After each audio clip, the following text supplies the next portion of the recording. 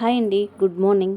ఈరోజు మేము ఫ్యామిలీతో వేలూరు డిస్టిక్లో ఉండే గుడియాత్తం అనే ఊరిలో ఉండే గంగమ్మ గుడికి వెళ్తున్నాము.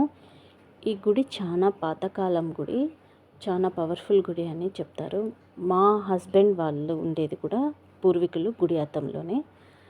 చిన్న ఫంక్షన్ నుండి మేము వెళ్ళాము. ఆ తర్వాత గుడికి వెళ్ళేసేసి అక్కడ అమ్మవారిని దర్శనం చేసుకున్నాం. జమదగ్ని అనే ముని ఉండేవారు. అతని భార్య రేణుకాదేవి. ఈ రేణుకాదేవిని ప్రజలంతా ఇప్పుడు కొలుస్తున్న గంగమ్మ తల్లిగా మొక్కుతున్నారు. జమదగ్ని మునికి రేణుకాదేవికి ఒక కుమారుడు జన్మించారు. ఆయన పేరే పరశురాముడు. జమదగ్ని ముని ఒకసారి రేణుకాదేవికి ఒక వరం ఇచ్చారు. ఆ వరం ఏమిటంటే, రేణుకాదేవి ప్రతిరోజు కొలను దగ్గరికి వెళ్ళి ఆ కొలను దగ్గర ఉండే మట్టిని తీసుకుని ప్రతిరోజు కొత్త కుండను తయారు చేసి ఆ తరువాత అందులో మంచినీళ్ళు తమకు తీసుకుని రావాలి అని జమదగ్ని మహర్షి భార్య రేణుకాదేవికి చెబుతారు. జమదగ్ని మహర్షి ఇచ్చిన వరాన్ని ప్రతిరోజు క్రమం తప్పకుండా పాటించేది రేణుకాదేవి. ఒకరోజు ఉదయాన్నే లేచి నీళ్లు తీసుకురావడానికి కొలను దగ్గరికి వెళ్ళింది రేణుకాదేవి.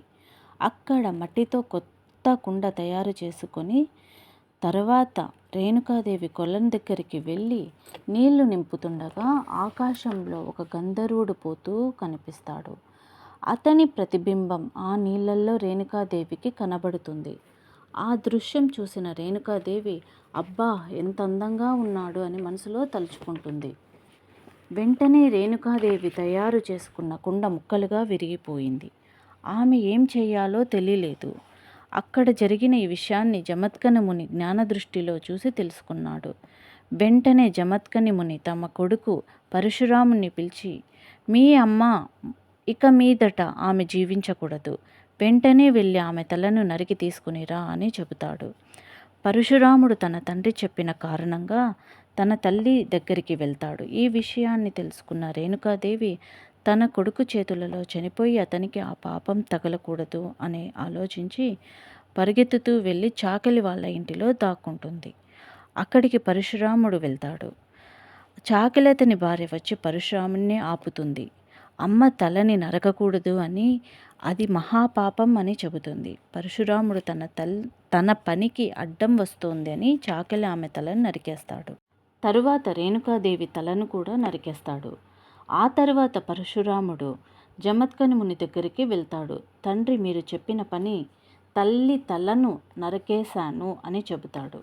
వెంటనే జమత్కని ముని, పరశురామా, నేను చెప్పిన పని చేశావు, అందువల్ల నీకేం వరం కావాలో కోరుకో అని చెబుతాడు జమత్కని ముని. వెంటనే పరశురాముడు, నాకు అమ్మనే కావాలి అని అడుగుతాడు.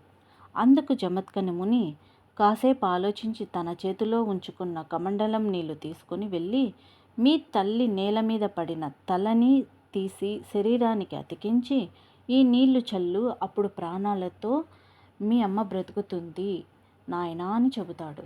పరశురాముడు అవసరంగా వెళ్ళి రేణుకాదేవి తలని చాకిలి ఆమె శరీరానికి పెడతాడు.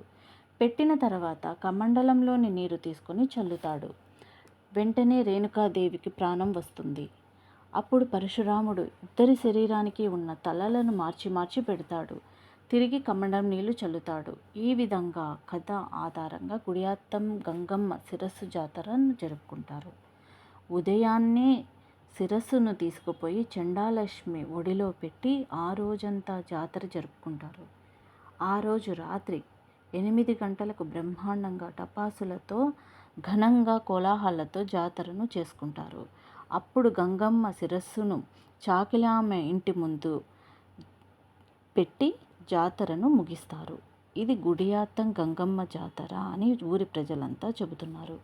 ఈ జాతర ప్రతి సంవత్సరం వైశాఖ మాసం 1వ తేదీ మొదలవుతుంది. అయితే గుడియాత్తం గంగమ్మ జాతర శిరస్సు జాతర వచ్చి 20 రోజులు జరుగుతుందంట. ఈ 20 రోజులు గంగమ్మకు శిరస్సు పూజ జరుగుతుంది. ఈ విధంగా అందరూ అక్కడ చెప్పారు.